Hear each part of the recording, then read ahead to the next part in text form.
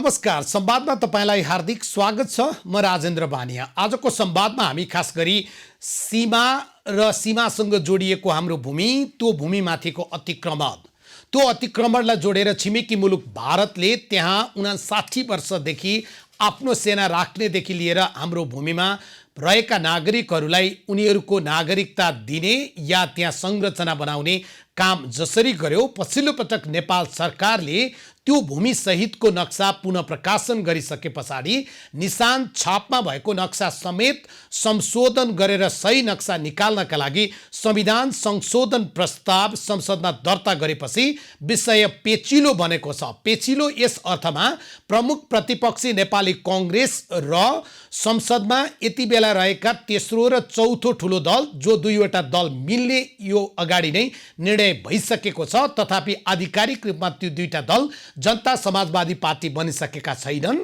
उनीहरूले संविधान संशोधनको यो प्रस्तावको पक्षमा मत हाल्छन् या विपक्षमा। उनीहरूले यति बेला भनेका छन्, यदि सरकारले हामीले विगतमा राखेको संविधान संशोधन प्रस्तावलाई पनि यो सँगै मिलाएर प्याकेजमा सहमति गर्छ भने हामी यो प्रस्तावको पक्षमा मत हाल्छौँ, अन्यथा यसको पक्षमा हामी मत हाल्दैनौँ। विपक्षमा हाल्ने या अनुपस्थित हुने फरक कुरा हो। अनौपचारिक रूपमा राजपा र समाजवादी पार्टीका नेतासँग हामीले कुराकानी गरेका छौँ। कुराकानीका क्रममा उहाँहरूले बाहिर सञ्चार माध्यममा आए जस्तै विपक्षमा मतदान हाल्ने निर्णय भएको छैन, तर अन्तिम बेलासम्म पनि हामी यो प्रस्तावमा हाम्रा समेत प्रस्ताव राख्नका लागि या प्याकेजमा सहमति गर्नका लागि हामी बल गरिरहनेछौँ भन्नुभएको छ। प्रमुख प्रतिपक्षी नेपाली कांग्रेसमाथि प्रश्न उठेको थियो, ऊ के यो प्रस्तावबाट पछि हटेको हो भन्ने, तर कांग्रेसले केन्द्रीय समितिको बैठकबाटै आधिकारिक रूपमा एकमत भएर प्रस्तावको पक्षमा उभिने निर्णय गरेको छ। कम्तीमा पनि अब यो प्रस्ताव पारित हुनेछ। यो बेलामा मधेस केन्द्रित दलमाथि विगतमा उनीहरूको वर्ण हेरेर या उनीहरूको विभिन्न प्रकारका गतिविधि हेरेर जो प्रकारका आरोप लाग्दै आयो, फेरि उनीहरूले यो प्रकरणमा के भूमिका खेल्छन् र उनीहरूमाथि हामी कस्तो प्रश्न उठाउँछौँ, प्रश्न त्यहाँनिर छ। मधेस मामिलाका विज्ञ डाक्टर राजेश ऐराज आजको संवादमा हामीसँग हुनुहुन्छ। डाक्टर साहब, स्वागत छ कार्यक्रममा। डाक्टर ऐराज, हजुर नमस्कार। डाक्टर राजेश ऐराज, आज कुराकानी गर्न खोजेको विषय चाहिँ दुईवटा मधेस केन्द्रित भनिने दल, तथापि उहाँहरूको नाम पनि राष्ट्रिय नै छ। अहिले आफूलाई राष्ट्रिय रूपको पार्टी भन्नुहुन्छ, मुलुकको तेस्रो ठुलो पार्टी बनाउन उहाँहरूले एकीकरण पनि गरिसक्नु भएको छ, तथापि प्रकरण सकिया छैन जस्तो लाग्छ। उहाँहरूको गतिविधिलाई नजिकबाट हेरिरहनु भयो होला, निको लागिरहेछ? हजुर, उहाँहरू एकीकरण को गम्भीर मोडमा हुनुहुन्छ, किनभने यो दुईटा पार्टी बीचको एकीकरण भन्दा पनि एक अर्काको विलयकरणतर्फ प्रयासमा उहाँहरू लागिराख्नु भएको छ, जसले गर्दा आपसी रूपमा एक अर्काको अस्तित्व नस्वीकार दिने स्थिति रहेको कारणले गर्दा एकीकरण त्यति सहज होला जस्तो संकेत देखिँदैन। एकीकरणका लागि पद नै पहिलो र अन्तिम शर्त हुन थालेपछि विवाद हुनु स्वाभाविक हो। त्यहाँनिर तपाईँलाई रोकेर तपाईँले सामाजिक सञ्जालमा लेखेको स्ट्याटस यही विषयसँग सम्बन्धित छ, म हाम्रा दर्शकलाई सुनाउँछु। 15औं वर्ष अध्यक्ष बसिसकेर पनि उल्लेख्य कार्य केही नगरेका पात्रहरू फेरि पनि अध्यक्ष बन्न नपाउँदा पार्टी एकीकरणले धरापमा पारिदिने पदखोर लोभी पात्रहरूलाई भाते भन्न मिल्छ कि नै? तपाईँले भनेको भातेको अर्थ के हो? यो अपशब्द प्रयोग गर्न खोज्नु भएको त होइन होला? होइन, हाम्रा अग्रज नेता रूपचन्द्र बिष्टजीले आफ्ना केही नेताहरूलाई भाते भन्नुहुन्थ्यो। उहाँलाई केही पात्रहरूले हामीले किन भाते भन्नुभयो भन्दाखेरि, तिमीहरू भात खान जसका पनि आँगन गइदिन्छौ, होइन, कमसेकम आफ्नो श्रम गर, आफ्नो नागडा खुवाऊ, आफ्नो परखले आफ्नो अन्न उब्जाऊ, स्वावलम्बी बन, तिमीहरूले सबै कुराको लागि अन्त धाइराख्ने हो, भात खानले पनि अन्त कुदिराख्ने हो भने तिमीहरूले भाते किन नभन्नु भनेर उहाँले भन्नुभएको थियो। मैले असाध्यै आदर गर्ने नेताहरू मध्ये एकजना रूपचन्द्र बिष्टजी पनि हुनुहुन्छ।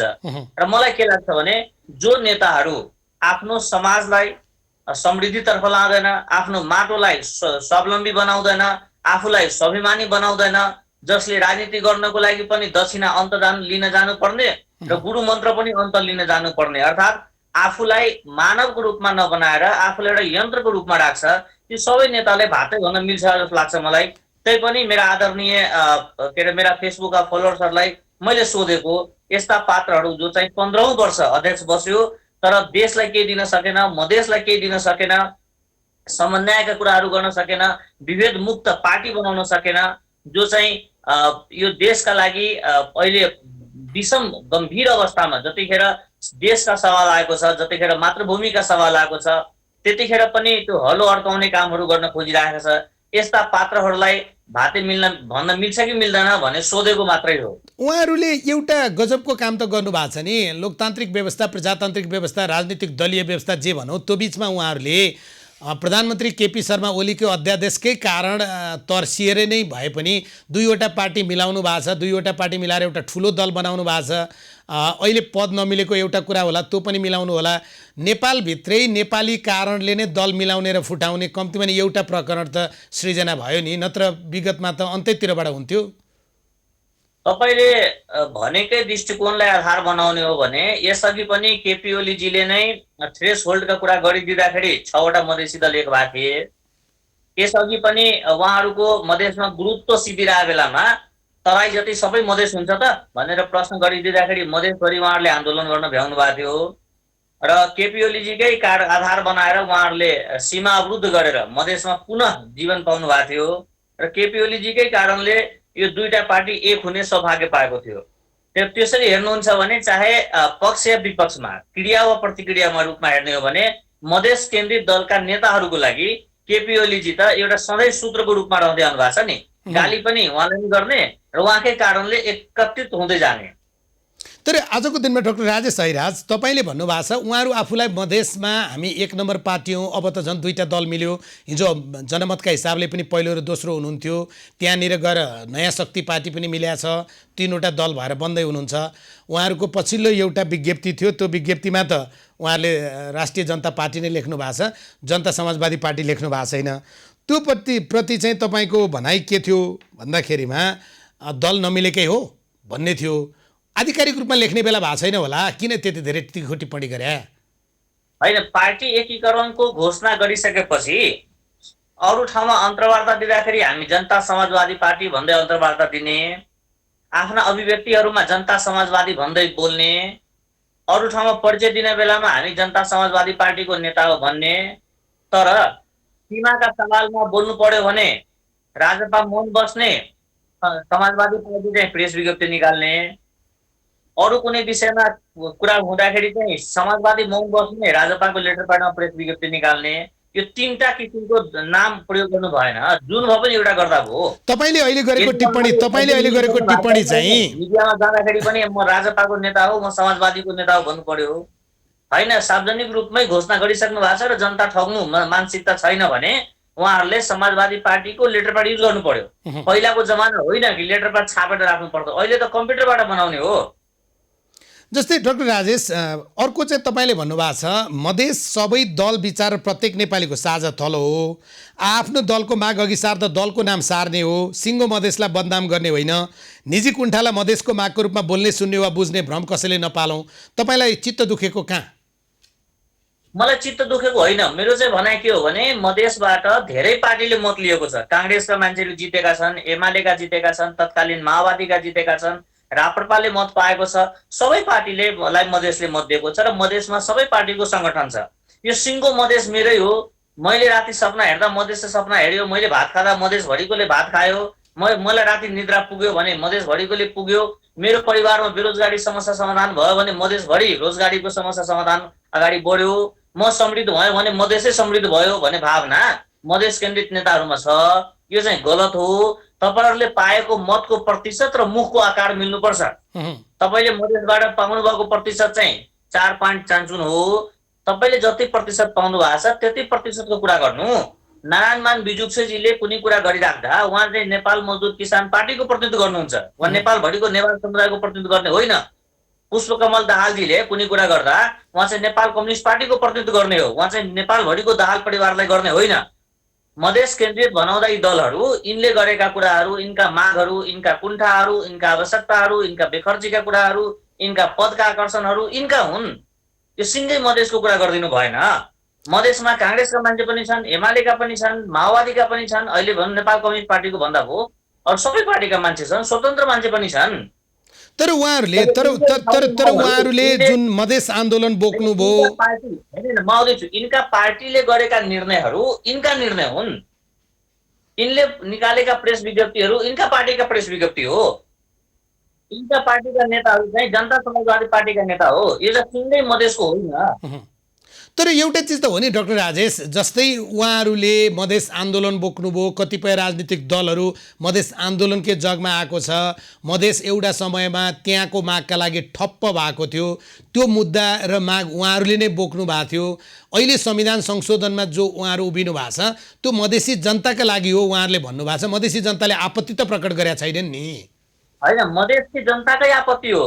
यहाँ जुन खालको उहाँहरूको भूमिका छ, उहाँहरूको जुन खालको कार्यशैली छ, उहाँहरूको जुन खालको परिवारवाद छ, उहाँहरूको जुन खालको प्रस्तुति छ, उहाँहरूको जुन खालको पक्षीयता छ, यो सिङ्गो मधेस प्रस्तुत गर्दैन।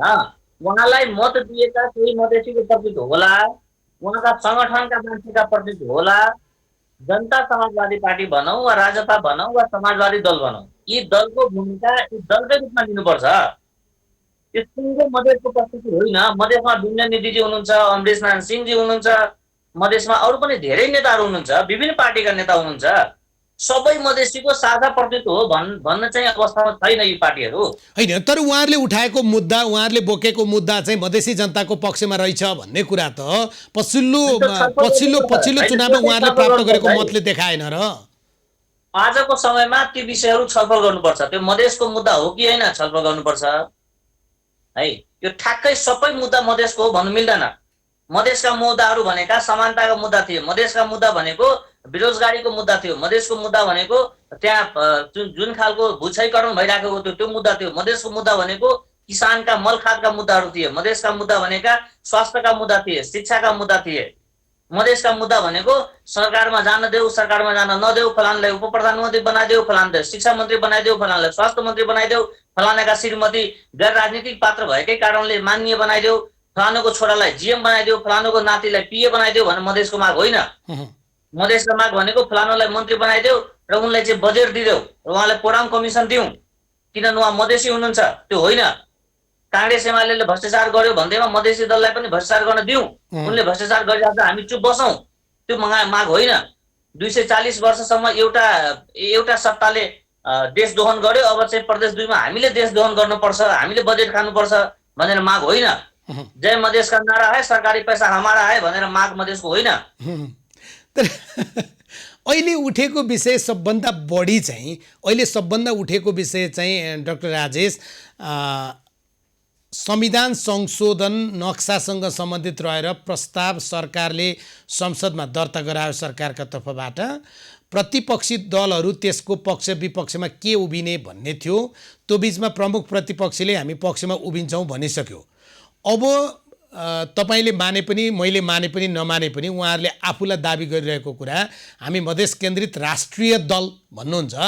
ती दलहरूले चाहिँ प्याकेजमा सहमति गरौँ, हाम्रो विगतदेखि संविधान संशोधनको मुद्दा छ त्यसलाई जोडेर संशोधन गरौँ, यो पनि गरौँ भन्नुभएको छ। त्यो गलत छ? मेरो विषयमा गलत त नभनौँ, असान्दर्भिक चाहिँ छ। किनभने 2-3 कुराहरू प्रश्न हुनुपर्छ। एउटा के भने देशका सवालमा प्रतिपक्ष र विपक्ष हुँदैन, पक्ष मात्रै हुन्छ। जतिखेर देशभित्रको राजनीतिका कुरा छ त्यतिखेर काङ्ग्रेस एमाले माओवादी राप्रपा अथवा नेपाल कम्युनिस्ट पार्टी अथवा नेमकिपा अथवा राजपा होला। जतिखेर सरकारको कुरा छ त्यतिखेर फलानु पार्टीको सरकार छ भन्नुपर्ने होला। तर जतिखेर सिङ्गो नेपालकै कुरा आउँछ त्यतिखेर यो त्यो शर्त हुँदैन, सबै नेपाली एक ढिका हुनुपर्छ। तर उहाँहरूले डाक्टर साहब जस्तै उहाँहरूले डाक्टर साहब उहाँहरूले हिजोको दिनमा संविधान सम्पूर्ण रूपमा हामीले मानेनौँ भनेर संविधान दिवसको दिनमा उहाँहरूले ब्ल्याकआउटसम्म गर्नुभएको छ नि त। यो कुरा भनेका जनता जुट्याउने कुरा हो। म संविधान मान्दिनँ भन्ने तर संविधानसँग बसिराख्ने, मलाई यो संविधान मन पर्दैन भन्ने तर त्यही संविधान बमोजिम शपथ खाइराख्ने, यो संविधान चाहिँ कालो हो भन्ने तर प्रदेश 2 मा वर्षौंदेखि सरकार चलाइराख्ने, यो संविधान मलाई मन परेन भन्ने 364 दिन चाहिँ संविधानको साधन स्रोत उपयोग गर्ने अनि एक दिन चाहिँ सरकारी गाडीमा चढेर संविधान कालो हो भन्ने भाषण गर्ने हैन। यो संविधान ठीक छैन भन्ने तर संविधान बमोजिम निर्वाचित भएर शपथ ग्रहण गरेर सांसद भएर लोगो लाएर हिँडिराख्ने, यी सब भनेका हेर्नुस् यो भ्रमका कुराहरू हुन्। संविधान गलत थियो भने यो संविधानमा हामी जाँदैनौँ भन्ने औकात राख्नु पर्थ्यो। यदि यो सरकार गलत थियो भने 64 पछि काङ्ग्रेस गलत थियो भने काङ्ग्रेसको सरकारमा नजाने, एमाले गलत थियो भने एमालेसँगको सरकारमा नजाने, माओवादी गलत थियो भने माओवादीको सरकारमा नजाने हुती राख्नु पर्थ्यो। तर त्यतिखेर काङ्ग्रेस गलत हो भनेर मधेसभरिबाट मत लिएर आउने, विरोध गरेर अनि विजित भइसकेपछि त्यही रामवरण यादवजीलाई भोट दिने लाइन लागेर एमाले गलत थियो भनेर मधेसभरिबाट मत लिएर आउने अनि सङ्कलित मतलाई भोलिपल्ट पार्टीको निर्णय गरेर लिखित रूपमा हामी चाहिँ यो लिखित समर्थन गर्छौँ नेकपा एमालेलाई भनेर वा सरकारलाई भनेर जाने काम गलत हो। यो सरकार गलत हो, यो संविधान संशोधन नभइकन म सरकारमा जाँदैन भनेर 70मा भाषण गर्ने, त्यसको भोलिपल्ट आएर उप प्रधानमन्त्रीको शपथ ग्रहण गर्ने काम गलत हो। यो जनता झुक्याउनु हुँदैन। नेपाली जनताहरू मौन छन्, मूर्ख छैनन्। नेपाली जनताहरू मूर्ख छ, मैले जे भन्न पनि हुन्छ भनेर जुन खालको भ्रम छ, जुन खालको सोच छ, त्यो आफैमा गलत हो। तर उहाँहरूले विगतदेखि नै राखिरहेको संविधान संशोधनको मुद्दा आज राख्दाखेरिमा त्यसलाई प्याकेजमै गरौँ न त, किनभने संशोधनको बेला आज, यो बेलामा हाम्रा विषय पनि राखौँ भन्दा उहाँहरूको गल्ती भयो। म तपाईँले एउटा कुरा के प्रश्न गर्नु भने उहाँ मुद्दाहरू जायज छन् गरौँला, राष्ट्रियताको कुरा आउँछ त्यतिखेर प्रतिपक्ष हुने, विपक्ष हुने, हलो अड्काउने, मेरो यो काम गर्दै त्यसपछि म रोजगार दिन्छु भन्ने कुरा गर्नु हुँदैन। यो कुरा नक्साका कुरामा निशर्त राज्यलाई साथ दिनुपर्छ। फरक होला, नेपाल कम्युनिस्ट पार्टीसँग उनका चित्त दुखाइ होला, कुनै नेतासँग चित्त दुखाइ, देश चित्त दुखाइ हुनु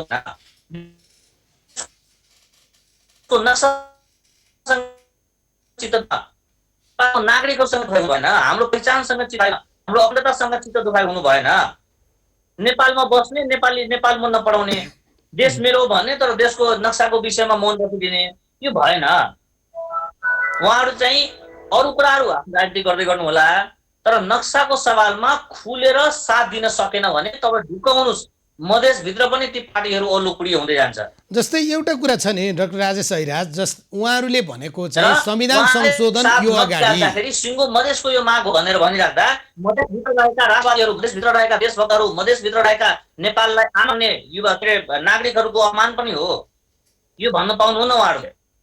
उहाँहरूले बोल्दाखेरि यो मेरो पार्टीको धारणा हो, यो मेरो पार्टीको अडान हो भन्दा ठिक हो। यो सिङ्गो मधेसको माग हो भनेर चाहिँ यो खेतीपाती गर्नु भएन। होइन, उहाँहरूले चाहिँ यो नक्सा निकाल्नै हुँदैन, अर्थात् त्यो भूमि फिर्ता ल्याउनु हुँदैन भन्नुभएको छैन। राजेन्द्र महतो सम्मले पनि लिपु लिम्पियाधुरा र कालापानीको भूभाग हामीले छोड्नु हुँदैन, त्यो मुद्दामा हामी एक ठाउँमा छौँ भन्नु नै भएको छ। तर मात्रै यो बिचमा खेलकुद के भयो भन्ने मात्रै प्रश्न हो।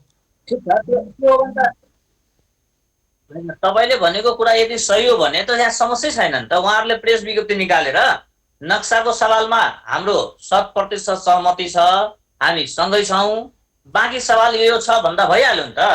हाम्रो कुरा मानिदिएन भने म तिम्रो कुरा मानिदिन्न भन्नु चाहिँ भएन। यो नक्सा भनेको नेपाल कम्युनिस्ट पार्टीको नक्सा होइन, यो नक्सा भनेको केपी ओली शर्माजीको नक्सा होइन, यो नक्सा देशको नक्सा हो। तर यहीँनिर यस्तो अवसरहरू हुँदैन। उहाँहरूले चाहिँ विगतमा पनि संविधान संशोधन भएको छ क्या, विगतमा पनि 2वटा बुँदामा संविधान संशोधन भएको छ, त्यति बेला पनि उहाँहरूको कुरा सुनिएन। अहिले फेरि एउटा बुँदामा संविधान संशोधन हुँदैछ, तथापि यो चाहिँ राष्ट्रिय एकताको मुद्दा छ, यसमा त कहीँनिर कम्प्रोमाइज गर्न हुन्छ भन्ने नै छैन। यो त कुनै पनि हालतमा तपाईँले भने जस्तै एउटा नेपाली पनि विभाजित हुनु हुँदैन। मैले संविधान संशोधन हुनु हुँदैन भन्नेकै छैन। संविधान भनेको संशोधनीय विषय हो। उहाँ आवश्यकता औचित्यका आधारमा संविधान संशोधन होला, उहाँले उठाएका मागहरू जायज छन् भनेर उहाँहरूले साबित गर्नुपर्ने होला, त्यो कुरा छ। मेरो भनाइ कति मात्र हो भने यो सवाल जब देशको आउँछ, देशको सवाल आइसकेपछि दलित, जनजाति, महिला, मधेसी भन्ने होइन, देशको सवाल आएपछि सबैजना नेपाली भएर एकै ठाउँ हुनुपर्छ। म अझ पनि तपाईँले भन्छु, तपाईँले अघि पनि विवादित भूमि भन्ने शब्द प्रयोग गर्नुभयो, तपाईँ ढुक्क हुनुहोस्, कालापानी लिपुले भनेका विवादित भूमि होइन नि, त्यो नेपालका भूमि हो, त्यो हाम्रो भूमि हो, हामीले बस्न दिएका छौँ, त्यो विवादित हुँदै होइन। तपाईँले त्यहाँनिर तपाईँलाई चाहिँ विवादित शब्द प्रयोग गरेर हामीले एक पाइला पछाडि होइन होइन त्यहाँनिर डक्टर राजेश त्यहाँनिर त्यहाँनिर तपाईँलाई रोक्छु म कालापानी लिपु र लिम्पियाधुरा विवादित भूमि कहिल्यै भन्दिनँ। भारतले त्यो भूमिलाई विवादित मानेन, भारतले पनि आफ्नो भूमि मान्यो, तर त्यो हाम्रो भूमि हो, हाम्रो भूमि नै हो, हाम्रो भूमिभन्दा अरू केही पनि होइन, त्यसमा विवादित भन्ने शब्दै छैन। डाक्टर युवराज सङ्ग्रौलाले भन्नुभएको छ यो सीमाको विवाद पनि होइन, यो हाम्रो भूमिमाथि भारतले बलात् रूपमा हाम्रो भूमि कब्जा गरेर बसेको छ। हामी सबै उपाय अपनाएर त्यो भूमि फिर्ता ल्याइ छोड्छौँ, नक्सा हामीले ल्यायौँ, अब भूमि पनि ल्याउँछौँ भन्ने सन्दर्भ हो। कम्तीमा पनि म यो विवादित भूमि मान्न तयार छैन। तपाईँमा र दर्शकमा पनि त्यो प्रकारको चाहिँ भ्रम नरहोस्। होइन, दुईटा कुराबाट प्रश्न हुनुपर्छ। एउटा कुरा के भने कालापानी लिम्पुवाला भूमि विवादित होइन, त्यो नेपालको भूमि हो भन्ने कुरा चाहिँ प्रश्न हुँदा हुन्छ। अर्को कुरा, हामी भूमि फिर्ता माग्दैनौँ, त्यो भूमि हाम्रै हो, कोसँग फिर्ता माग्नु, किन फिर्ता माग्नु? त्यो शब्दप्रति मेरो विमति हो, त्यो शब्द त्यसरी प्रयोग गर्नु भएन। हामी भूमि फिर्ता लिएर आउँछौँ भने प्रति मेरो विमति हो। मेरो भूमिमा किन कोहीसँग फिर्ता माग्नु? उनीहरू छोडेर चाहिँ जानु पर्यो। अब त्यो सीमा समस्या समाधानका विषयमा मेरो आफ्नो केही धारणाहरू छ। हेर्नुहोस्, भारतसँगको सम्बन्धलाई सुमधुर बनाउँदै, चीनसँगको सम्बन्धलाई सुमधुर बनाउँदै हामीले आफ्नो स्वाभिमान, हाम्रो आफ्नो अखण्डता, हाम्रो आफ्नो नेपालीत्वलाई कायम गर्दै समानता होइन समूहमा आधारित सम्बन्ध राख्न नेपाल भारत सीमा समस्याका 7वटा समाधान छन् भनेर मैले अति पनि एक ठाउँमा लेखेँ। र तपाईँको कार्यक्रम अति लोकप्रिय रहेका कारणले म तपाईँको कार्यक्रम मार्फत पनि आदरणीय दर्शकहरूलाई भन्न चाहन्छौँ, यो सीमा समस्या समाधानका 7वटा सूत्र मध्ये जुनसुकै सूत्र हामी प्रयोग गर्न सक्छौँ र जुन सूत्रले गर्दा हाम्रो आत्मसम्मान, हाम्रो स्वाभिमान, हाम्रो अखण्डता जोगिन्छ, हामीले त्यो प्रयोग गर्नुपर्छ। हामी झुकेर जानुपर्ने, हामी निहुरिनु पर्ने स्थिति होइन। तपाईँको 7वटा सूत्र सुनौँ त। होइन, पहिलो त के थियो भने आफ्नो माग प्रमाण अडानका आधारमा कूटनीतिक गर्ने। दोस्रो के छ भने गोलको सट्टापट्टा गर्ने। तेस्रो भनेको समुद्रसम्म जोड्ने, नेपालको नियन्त्रणमा रहने एउटा बाटो हामीले अख्तियार गर्ने। हाम्रो बाटो उनले अख्तियार गरे, हाम्रो भूमि उनले प्रयोग गरे जस्तै उनका त्यो भूमि हामीले पनि एउटा प्रयोग गर्ने। चौथो भनेको बङ्गलादेशसँग जोड्ने, विद्युतको सप्लाई गर्न सकिने गरी एउटा मार्ग लिने, जहाँ हामीले बङ्गलादेशसँग सीधा व्यापार गर्न सकौँ, कुनै खालको तेस्रो पक्ष नरहोस्। पाँचौँ भनेको हामीले क्षति दिने, जुन प्रधानमन्त्रीले उठाउनु भएको थियो कि हामीले बात गर्छौँ सम्बन्धलाई सुदूर बनाउँछौँ र त्यो क्रममा भाडामा लिने कुरा आउँछ भने हामी विचार गर्छौँ भन्ने कुरा गर्नुभएको थियो। अर्थात् शेयरमा साझेदारी अथवा भाडाको कुराहरू उहाँले उठाउनु भएको थियो। त्यो भनेको मैत्रीको 6औं सुझाव हो क्षतिपूर्तिका विषयमा। 7औं भनेको अन्तर्राष्ट्रिय अदालत हो, 6औं भनेको अदालत हो र 7औं भनेको युद्ध हो। त्यही भएर सबभन्दा राम्रो कुरो के हो भने कूटनीतिक वार्ता मार्फत हामी अगाडि बढ्नुपर्छ। हामीले भारतसँग वा चीनसँग सम्बन्ध बिगाइराख्नु जरुरी छैन, तर यी शब्दहरू जुन प्रयोग भएको छ, हामीले भूमि फिर्ता लिन्छौँ, त्यो शब्दप्रति मेरो आपत्ति छ। अर्को, जब देशको सवाल आउँछ त्यतिखेर म मधेसी, फलानो पहाडी, फलानो नेवार, फलानो थारू हुँदैन। देशको सवालमा विपक्ष र प्रतिपक्ष हुँदैन, पक्ष मात्रै हुन्छ। तर त्यहीँनिर उभिएर तपाईँले कुरा गर्नुभयो, संसदीय दलको कुरा गर्नुभयो, उहाँ म एकचोटि तपाईँलाई रोक्छु। हाम्रा प्राविधिक मित्रहरूलाई डाक्टर राजेश ऐराजसँग एकचोटि पुनः सम्पर्क जोड दिन अनुरोध गर्छु, किनभने हामीले दृश्य राम्रोसँग देख्न सकिरहेका छैनौँ। हामी महत्त्वपूर्ण सन्दर्भमा कुराकानी गरिरहेका छौँ, त्यही कारण यदि उहाँको आवाज राम्रोसँग हाम्रा दर्शकलाई सुनाउन सकिएन, अनुहारभन्दा पनि यहाँ आवाजको कुरा छ, आवाजसँगै तोसँग जोडिएको विधि र सन्देशको विषय छ। किनभने हामी यति बेला मुलुकको कुरा गरिरहेका छौँ। 2-3टा सन्दर्भमा डाक्टर राजेश ऐराजले स्पष्टसँग भन्नुभएको छ, कम्तीमा पनि हामी हाम्रो भूमि फिर्ता ल्याउने कुरा यो होइन, हाम्रो भूमिमा जो जबरजस्ती बसिरहेको छ उसलाई हाम्रो भूमि छोडेर जाऊ भन्ने हो, किनभने हाम्रै भूमि कोसँग फिर्ता ल्याउने भन्ने उहाँको सन्दर्भ छ। यो राष्ट्रिय भावनाले ओतप्रोत भएको माटोसँग जोडिएको कुरा छ। हाम्रो भूमिमा कोही आएर बसेको छ, हामीले विगतका दिनमा ऊ बसिरहँदाखेरिमा केही भनेनौँ, किनभने केही समयका लागि पाहुना आएको होला भन्ने हामीलाई सायद लाग्यो। तर आज त ऊ हाम्रो भूमिमा पाहुना होइन, लाल पूर्जा नै आफ्नो बनाउने र हामीलाई चाहिँ सुकुम्बासी बनाउने, हामीलाई चाहिँ उसले चाहिँ प्रवासी बनाउने जो प्रकारको चलखेल गरिरहेको छ त्यो कुनै पनि हालतमा हामीलाई मान्ने छैन। त्यसकारण हाम्रो भूमिमा तिमी जे गरिरहेका छौ ती सबै कुरा निशर्त छोडेर जाऊ भन्ने एउटा सन्दर्भ हो। दोस्रो, कालापानी लिपु र लिम्पियाधुरा विवादित भूमि होइन र यो सीमासँग जोडिएको प्रश्न होइन। कतिपय मानिसहरू के भन्छन् भने खास गरी 1982 देखि आजसम्म झन्डै 180-82वटा स्ट्रिप नक्सा सार्वजनिक भइसकेको, 98% सीमाका विषयहरू सम्पादन भइसकेको र 2% सुस्ता कालापानी लगायतका क्षेत्र बाँकी छ भन्छन्। कालापानी लगायतको क्षेत्रको सीमाको विवाद होइन, त्यो क्षेत्र नेपालको हो। 1816 को सुगौली सन्धिले स्पष्ट किटान गरेको काली नदी, जसलाई कुटियाङ्दी पनि भनिन्छ, त्यो नदी नेपालको सीमा हो। त्यसकारण यो भूमि विवादित भूमि होइन, यो नेपालको भूमि हो। दोस्रो, डाक्टर राजेश ऐराजले पनि जोड दिएर भन्नुभएको छ, बल दिएर भन्नुभएको छ।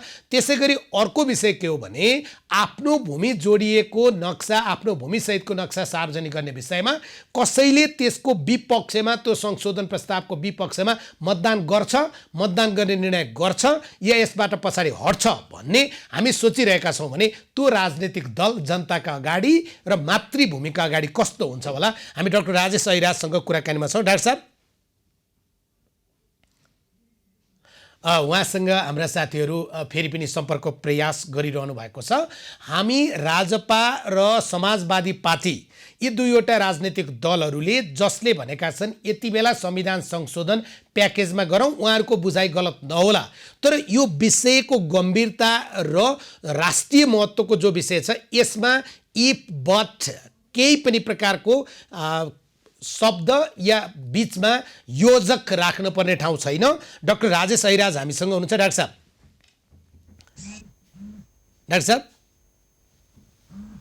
हेर्नुहोस्, कुनै पनि राजनीतिक दल भनेका देश र जनताको पक्षमा उभिन सक्नुपर्छ। नेपाल रहे नेपाली रहने हो, नेपालको अखण्डता रहिरहे।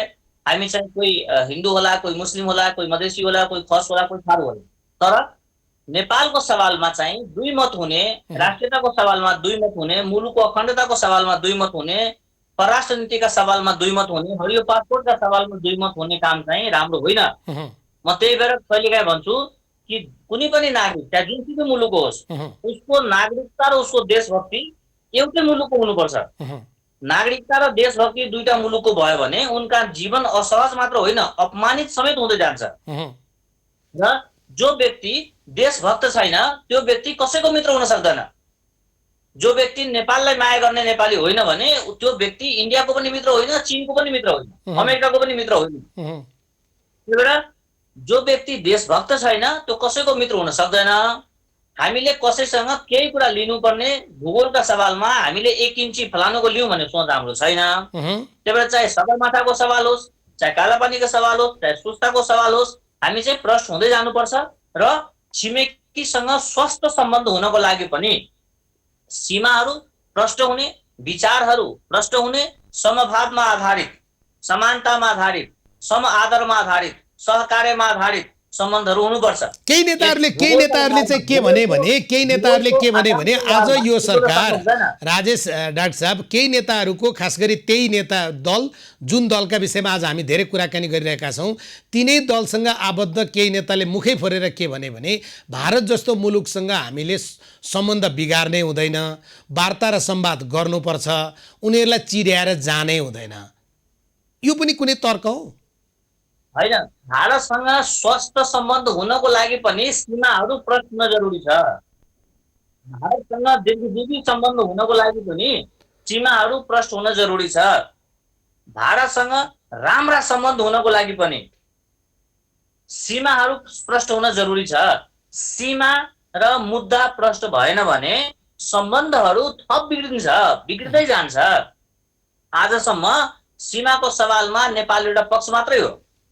यदि यी समस्याहरू अल्झिराख्यो भने सीमाका कुराहरू अल्झिराख्ने, मुद्दाका कुराहरू अल्झिराख्ने, नेपालमा रहेका तपाईँको पुरानो भारतीय नोटका कुराहरू अल्झिराख्ने, उहुँ, नेपाली नागरिकहरूको भारतीय जीवन बिमामा अड्केका पैसाहरू अड्किराख्ने, नेपालीहरूको भारतको रोजगारी र भारतीयहरूको नेपालको रोजगारीको विषयमा अल्झिराख्ने हो भने सम्बन्धहरू बिग्रिँदै जाने हो। त्यही भएर उहाँ नेताहरूलाई म के आग्रह गर्छु भने तपाईँहरू थप प्रश्न हुनुहोस्। उहुँ। सीमा जति प्रश्न हुन्छ, मुद्दा जति प्रश्न हुन्छ, सम्बन्ध त्यत्तिकै आत्मीय हुन्छ। तर उहाँहरूको अभिव्यक्ति कहिलेकाहीँ त कस्तो लाग्छ भने आम नागरिकहरूले टिप्पणी पनि गर्नुहुन्छ। टिप्पणी गरिसकेपछि उहाँहरू जवाफ के फर्काउनुहुन्छ भने यही हो पहाडे राष्ट्रवाद भनेको, यही प्रकारको चाहिँ विभेद र यही प्रकारको हामीमाथि चाहिँ विगतदेखि नै लान्छना लगाएको कारणले गर्दाखेरिमा आज हामीले सम्पूर्ण रूपमा नेपाल भन्ने अर्थात् काठमाडौँ पनि हाम्रो पनि हो भन्ने अपनत्व नै गर्न पाएन भनेर जो प्रकारको ओठे जवाफ फर्काउने र विभेद र विभाजनको रेखा कोर्ने कुरा हुन्छ नि, त्यो उहाँको तर्क होइन, कुण्ठा मात्रै हो। र मलाई के लाग्छ भने भारतलाई मन पराउने भारतीयहरूले पनि नेपालसँगको सीमा प्रष्ट होस्, नेपालसँगका मुद्दाहरू प्रष्ट हुन् भन्ने चाहन्छ। कुनै पनि मुलुकले छिमेकी मुलुकसँग राम्रो सम्बन्ध राख्नका लागि सीमाहरू, अडानहरू, परराष्ट्र नीतिहरू प्रष्ट भइराखेको मन पराउँछ। त्यही भएर यदि हामी भारतलाई राम्रो चाहन्छौँ भने हाम्रो पनि अडान के हुनुपर्छ भने नेपाल भारत सीमाहरू 100% प्रष्ट होस्। अहिलेसम्म 98% प्रष्ट छ, विवाद सिद्धिसकेको छ भने त्यो 2% पनि बाँकी नराखौँ। त्यो 2% बाँकी भइराख्दा भोलि तेस्रो मुलुकले यसलाई प्रयोग गर्न सक्छ। हामीले त्यही भएर के भन्दै आएको छौँ भने ती मित्रहरू जो चाहिँ यो नक्साका बारेमा फरक मत सोच्नुहुन्छ उहाँहरूलाई म आग्रह गर्न चाहन्छु कि यदि तपाईँकै पार्टीको नाम प्रश्न नभइदिएको भए, तपाईँकै नाम प्रश्न नभइदिएको भए म तपाईँले के भनेर बोलाउँथेँ? पक्का हैन, तपाईँको पहिचान प्रश्न नभएर आज समस्या हो। देशको नक्सा पनि प्रश्न नहुने भने भोलि अर्को समस्या हुन्छ। अहिले यो पछिल्लो दिनमा एउटा अवस्था देखियो नि डाक्टर साहब, हामीले भारतको फलानो जमिन ले भनेको होइनौँ। हामीले के भनेको छौँ भने हाम्रो जग्गाहरू तपाईले जति युज गर्नुभएको छ 1 किलोमिटर, 10 किलोमिटर, 50 किलोमिटर त्यसको न्यायोचित मापन गरेर त्यो भूमि सहितको हामीले नक्सा निकाल्ने हो। त्यही भएर नेपालको नक्साको विपक्षमा उभिने मान्छेहरू त्यो मान्छेको नेपालीत्वमाथि मलाई दया लाग्छ। ठीक छ त्यसमा त शङ्कै भएन, किनभने आफ्नो मुलुकको नक्सामा आफ्नो भूमिको आफ्नो देशको भूमिको पनि विपक्षमा कोही उभिन्छ भने उसको राष्ट्रियतामाथि प्रश्न नउठाउने, शङ्का नगर्ने भन्ने कुरा त हुँदै भएन। शङ्का होइन, स्पष्ट हुँदा भयो। अर्को कुरा म तपाईँको यो कार्यक्रम मार्फत आग्रह गरौँ कि सरकारसँग कसैको रिस होला, नेपाल कम्युनिस्ट पार्टीसँग कसैको रिस होला, अहिलेको प्रधानमन्त्रीजीको व्यक्तिगत कारणले कसैसँग रिस होला, त्यो उनका व्यक्तिगत कुरा हो। तर यो नक्सा केपी ओलीजीको व्यक्तिगत नक्सा पनि होइन, नेपाल कम्युनिस्ट पार्टीको व्यक्तिगत नक्सा पनि होइन, नेपाल सरकारको नक्सा पनि होइन। यो चाहिँ नेपालको नक्सा हो। सरकार त बदलिरहन्छ। केपी ओलीले भारतसँगको सम्बन्ध बिगारे, केपी ओलीले भारतसँगको सम्बन्ध बिगारे, भारतलाई चिड्याए भन्ने छ नि डाक्टर साहब। सरकारसँगको रिस साध्न राज्यलाई कमजोर गर्नु हुँदैन, पार्टीसँगको रिस साध्न राज्यलाई कमजोर गर्नु हुँदैन। राज्यको सवालमा दुई मत हुनै सक्दैन। त्यही त अहिले प्रश्न के आरोप के लगाइयो भने प्रधानमन्त्रीले एउटा हिम्मतका साथ, एउटा साहसका साथ अर्थात् नेपाल सरकारले जो निर्णय लियो त्यसलाई चाहिँ उहाँहरूले कसरी व्याख्या गरिरहनु भएको छ भने प्रधानमन्त्री केपी शर्मा ओलीले आफ्नो सत्ता जोगाउनका लागि भारत विरोधी उग्र राष्ट्रवाद, त्यो पनि चीनको उक्साहटमा जो गरिरहनु भएको छ यसले समग्रमा नेपाललाई हानि हुन्छ, यस्ता तर्क गरेर आजको दिनमा आफ्नो राजनीति बच्छ त? त्यसो भने उहाँहरूले भन्न सक्नु पर्थ्यो कालापानी, लिपुलेख जस्ता भूगोलहरू त्यो नेपालको होइन भनेर भन्ने आँट छ उहाँसँग?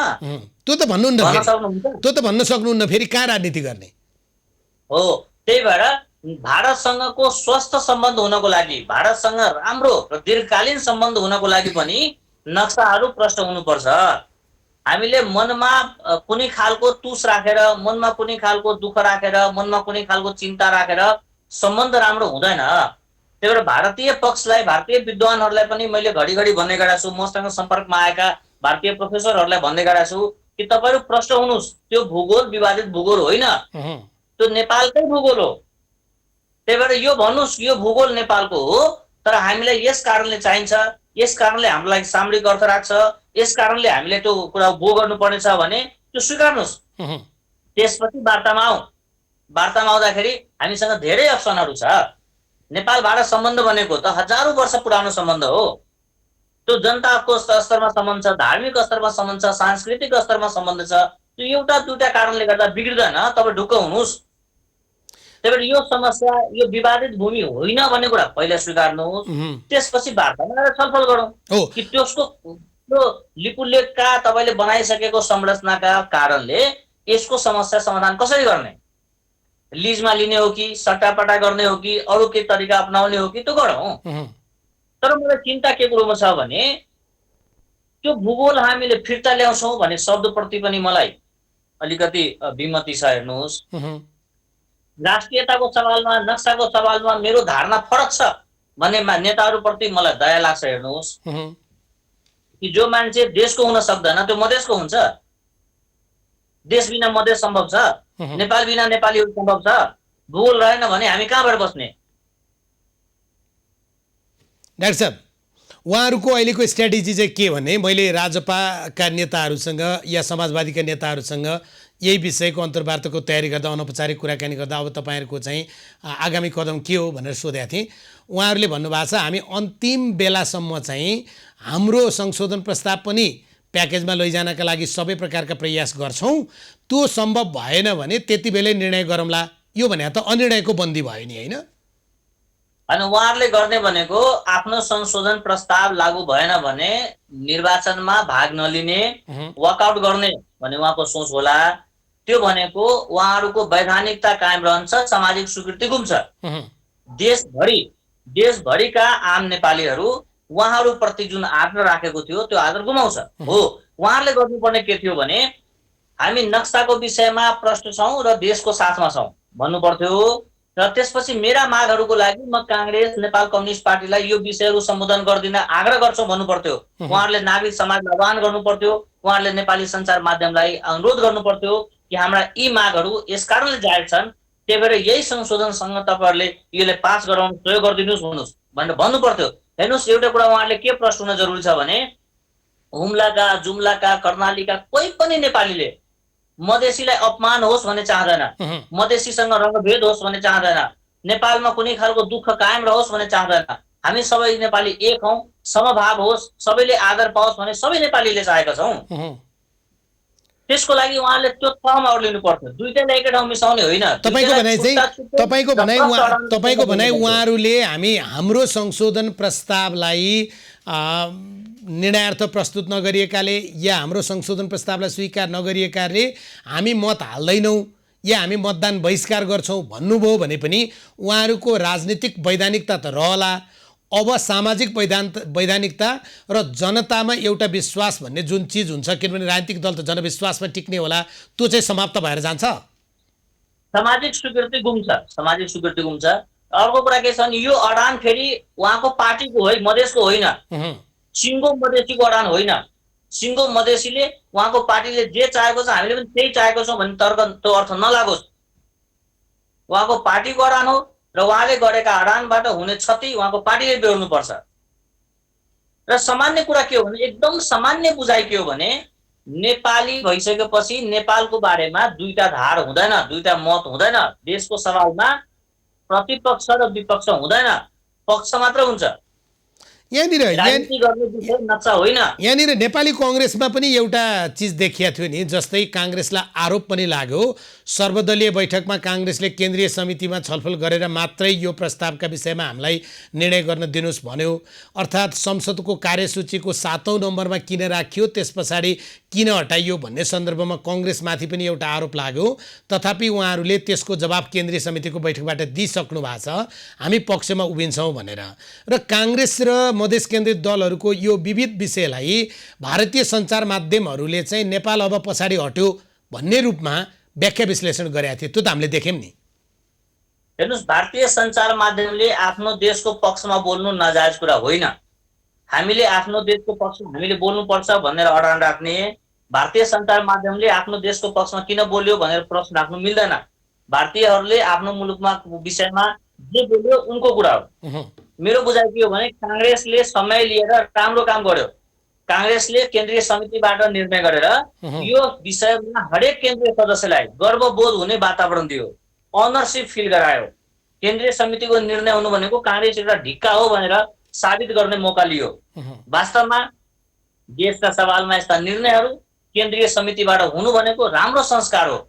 यसले कमसेकम काङ्ग्रेसका 2-4 जना टाउकोले मात्र बसेर निर्णय गरेको सन्देश जाँदैन नि। यो केन्द्रीय समितिका एक सदस्य गर्व गर्न सक्ने, आफ्नो नागरिकलाई, आफ्नो कार्यकर्तालाई, आफ्नो पक्षका मान्छेलाई भन्न सक्ने एउटा ठुलो आधार काङ्ग्रेसले दियो। उहुँ। काङ्ग्रेसले गरेको यो अभ्यास साँच्चीकै अर्थमा मलाई राम्रो लागेको छ। भारतीय सञ्चार माध्यमले त्यही बेलामा अर्को एउटा व्याख्या विश्लेषण पनि गरेका थिए। तपाईँले भनिसक्नुभयो उनीहरू उनीहरूका देशका बारेमा बोल्छन्, हामी हाम्रो देशका बारेमा बोल्छौँ। हामी अर्काको देशलाई सानो बनाउन, अर्काको चाहिँ राष्ट्रियताप्रति आक्रमण गर्दैनौँ, त्यस्ता शब्दहरू प्रयोग गर्दैनौँ। भारतका केही सञ्चार माध्यम त्यस्ता शब्द पनि प्रयोग गर्छन्। उनीहरूले सञ्चार माध्यमको धर्म पनि पुरा गरेर देखिँदैन, तथापि हामी चाहिँ त्यसो नगरौँ। उनीहरूले चाहिँ हाम्रा पनि त्यहाँ मान्छे छन्, अब हाम्रा मान्छेहरू पछाडि हटिदिएपछि प्रधानमन्त्री केपी ओलीले कहाँबाट 2/3 पुर्याउँदो रहेछन्, जो दाबी गर्छन् नि ती हाम्रा मान्छे भने चाहिँ को होलान् भने? पहिलो कुरा त के छ भने भारतभित्र पनि नेपाललाई असाध्यै मन पराउने धेरै मान्छेहरू छ र म त भन्छु कि नेपाल भारत स्वस्थ सम्बन्ध राख्न चाहने कुनै पनि भारतीय नेपालको विरोधी हुन सक्दैन। किनभने हिमालयबाट बगेका पानीहरू भारतको 2500 खोलामा बगेको छ र हरेक भारतीयले नेपालको पानी खाएको छ। भारतको त्यस्तो कुनै पनि युद्ध छैन जसमा नेपालीको रगत बगेको छैन। हामी भनेको त भारतको शिर हो। शिर झुकाएर भारत जित्न सक्दैन। तपाईँ एउटा कुरा ढुक्क हुनुहोस्, नेपाललाई पराजित गरेर भारत विजित हुनै सक्दैन। आकारमा ठुलो सानो होला तर राष्ट्रियताको सवालमा हरेक देश स्वावलम्बी हुन्छ। त्यही भएर यो कुरामा म चाहिँ पक्षमा के छैन भने भारतले नेपाललाई अब आजको मितिमा नेपाललाई ठिस्ला मिस्ला, नेपाललाई दुःख दिला भन्ने पक्षमा म छैन। जसले नेपाल भारत सम्बन्ध राम्रो चाहन्छ उनले यो दुईटा कुरा पक्कै चाहन्छ। एउटा चाहिँ हरेक खालको विवाद समाधान होस् र नयाँ सिराबाट यो सम्बन्धलाई अगाडि बढाउँ भन्ने चाहन्छ। ठिक त्यसै गरी भारतीय मिडिया पत्रकारिताको धर्म कति निर्वाह गर्छ गर्दैन हामीभन्दा बढी भारतीयहरूलाई थाहा छ। तर हाम्रो बुझाइ के हो भने देशको सवालमा दुई मत नभइदिनुस्। किनभने मधेस केन्द्रित दलको कार्यशैली, उनका अभिव्यक्ति, उनका प्रस्तुतिले सिङ्गो मधेस प्रतिको धारणामा उतार चढाव हुन्छ। किन हामीका भावनात्मक राजनीति बढी हुँदो रहेछ। त्यही भएर त्यस्तो कामहरू नगरौँ। देशका सवालमा एक ठाउँमा आउँ, आपसी विवादमा फेरि बसेर छलफल गरौँ। तपाईँले म स्मरण गराउँछु कि महाभारतको एउटा प्रसङ्गमा भीष्म पितामहले कौरव र पाण्डवलाई एकै ठाउँमा ल्याएर के भनेको थियो भने जब तिमीहरूको आपसी कुरा हुन्छ 100 र 5 को बीचमा हिसाब गर्नु, जब हस्तिनापुरको कुरा आउँछ 105 भएर भिड्नु भन्नुभएको थियो। त्यो भनेको के हो भने देशभित्रका कुराहरूमा, आन्तरिक कुराहरूमा पक्ष विपक्ष होला, तर जब नेपालको कुरा आउँछ त्यतिखेर सबै नेपाली भएर उठ्नुपर्छ। त्यतिखेर म मधेसी, म थारू, म खस, म दलित होइन, सिङ्गो नेपाली भएर उठ्नुपर्छ। त्यही भएर मधेस केन्द्रित दलहरूले चाहिँ अहिलेको समयमा खेल्नुपर्ने भूमिका चाहिँ नक्साको सवालमा मेरो धारणा यो हो र मेरा मागहरूको विषयमा पनि यसैसँग सम्बोधन गर्नको लागि राज्यका अरू निकायहरूलाई, देशभित्र रहेका अरू शक्तिहरूलाई सँगै आह्वान गरेर जान सक्नु पर्थ्यो। सधैँ हाम्रो राष्ट्रियतामाथि किन प्रश्न गर्ने, हामीलाई सधैँ किन शङ्का गर्ने, हाम्रो दल मिले पनि शङ्का गर्ने, हाम्रो दल फुटे पनि शङ्का गर्ने, हामी मन्त्री भए पनि शङ्का गर्ने, हामी सडकमा गए पनि शङ्का गर्ने, हामीलाई कहिल्यै विश्वास किन नगरे भन्ने उहाँहरूको त्यो मनको आवाज हो कि राजनीतिक स्टन्ट? यो उहाँको व्यक्तिगत चिन्ता हो। मलाई लाग्दैन कि मधेसीहरूको राष्ट्रियतामाथि आज कसैले शङ्का गरेको छ। हिजो पनि गरेको थिएन। मधेसीहरूको श्रममाथि कसैले शङ्का गरेको थिएन। मधेसीहरूले उब्जाइदिएको अनाजले आफ्नो पेट भर्ने अर्थात् मधेसीलाई अन्नदाताको रूपमा स्वीकार्ने ठुलो जमात नेपालमा छ। त्यही भएर समुदायको आधारमा कहीँ कतै केही कुरा छ भने त्यो कता अज्ञानताको कुरा होला, त्यो राज्यको नीति होइन। व्यक्तिगत अज्ञानताको कुराहरू होला, तर यसमा व्यक्तिको आफ्नो भूमिका पनि हुन्छ। मेरो बुझाइमा यो समयमा मधेस केन्द्रित दलका नेताहरू भोलि पास गर्ने नक्सा आज पास गर भन्न सक्नु पर्थ्यो। उहुँ, उहाँहरूले के भन्न सक्नु पर्थ्यो भने यो नक्सा बनाइराख्दा सँगै सुस्ताको समस्या, पशुपतिनगरको समस्या, अरू पनि ठाउँमा टिनको समस्या सबैलाई समेटेर छिटोभन्दा छिटो नक्सा पास गरौँ भन्न सक्नु पर्थ्यो। जुन कुरामा उहाँलाई शङ्का लाग्छ, उहाँमाथि शङ्का गरिन्छ, त्यो विषयमा थप प्रश्न त भइहाल्यो नि।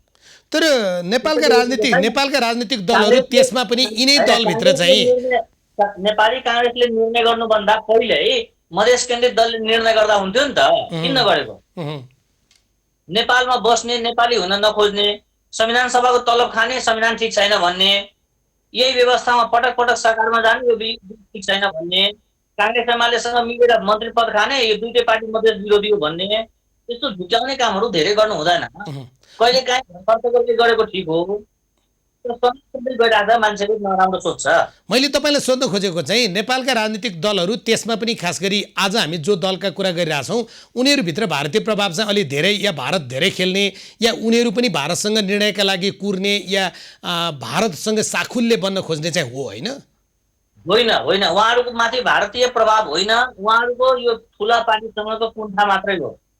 मलाई काङ्ग्रेसले सघाइदिएन त्यही भएर म यस्तो गर्छु, मलाई नेपाल कम्युनिस्ट पार्टीले सघाइदिएन त्यही भएर म यस्तो गर्छु भनेर ठुला पार्टीसँगको कुण्ठा हो, भारतीय प्रभाव चाहिँ होइन है अहिले। उहुँ।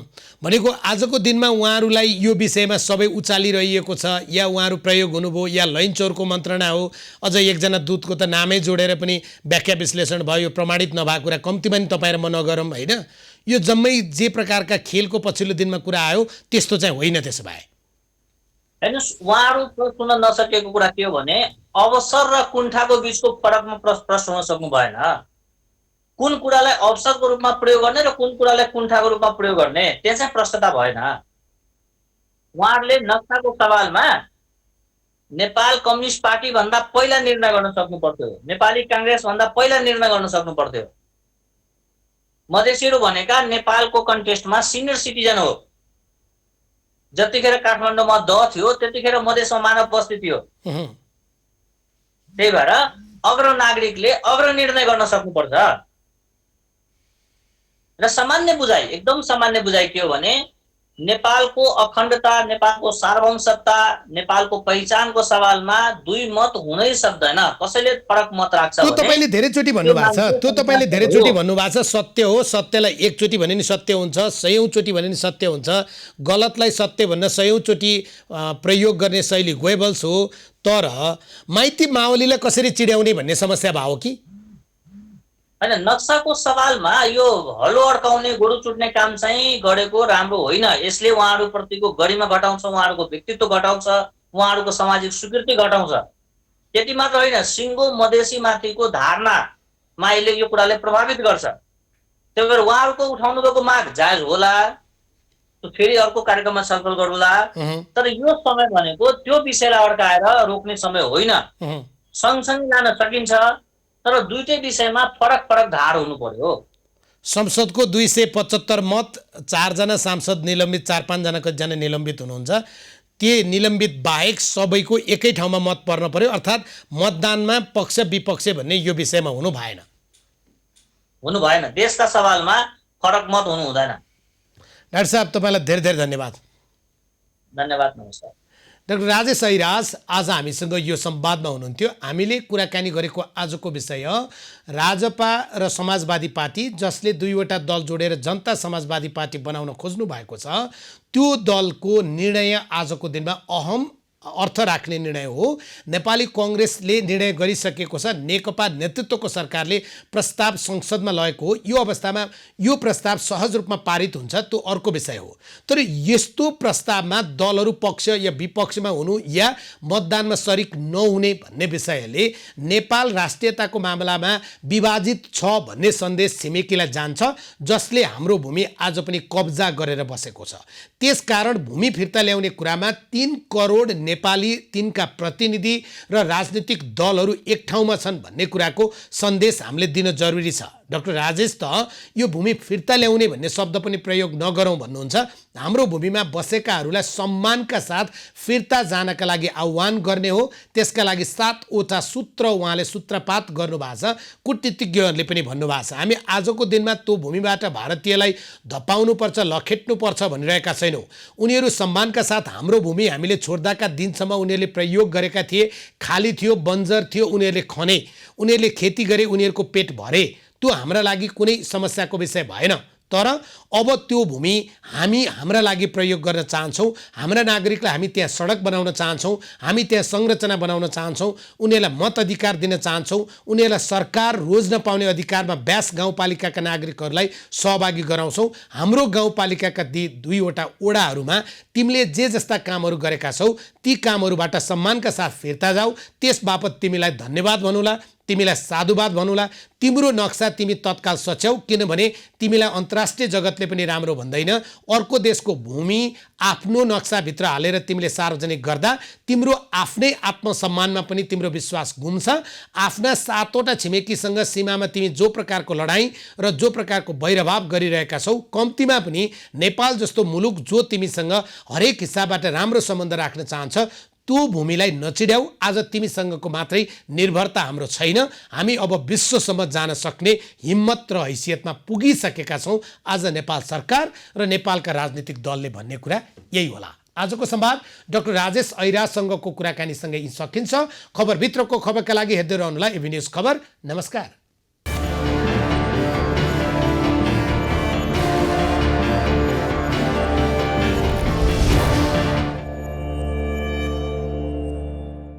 क्या